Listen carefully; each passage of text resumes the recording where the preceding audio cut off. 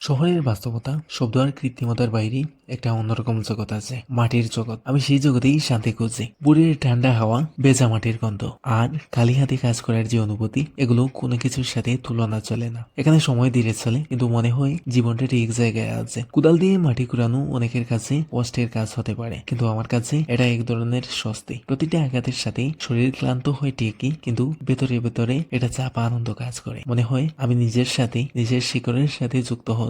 এই কাজের মধ্যে কোনো অভিনয় নেই, কোনো বান নেই, শুধু বাস্তবতা আর পরিশ্রম। অনেকেই ভাবে কৃষি মানেই শুধু কষ্ট, কিন্তু এই কষ্টের ভেতরে একটা আলাদা শান্তি আছে। এখানে ফলাফল নিয়ে তাড়াহুড়ো নেই, প্রতিটা কাজ ধীরে ধীরে এগোয়, আর এই ধীর গতির মধ্যে একটি গভীর তৃপ্তি লুকিয়ে থাকে। যখন দেখি নিজের হাতে করা কাজ, তখন মনে হয় এতটুকুই যথেষ্ট। কৃষি আমার কাছে কোনো দায়িত্ব বা বাধ্যবাধকতা না, এটা এমন একটা কাজ করলেই ভালো লাগে। জন্মগতভাবে এই পরিবেশে বড় হয়েছে, তাই মাটির সাথে এটা স্বাভাবিক সম্পর্ক তৈরি হয়েছে। এই সম্পর্ক বোঝানোর মতো না, এটা অনুভব করার বিষয়। শেষ পর্যন্ত আমি শুধু এতটুকুই বলতে পারি, কৃষি কাজ করতে আমার ভালো লাগে। এখানে কোনো বড় স্বপ্ন নেই, কোনো বড় দাবি নেই, শুধু মাটির কাছাকাছি থাকা, নিজের মতো করে কাজ করা, আর দিন শেষে এক ধরনের নির্ভেজাল শান্তি পাওয়া। এটাই আমার জন্য যথেষ্ট।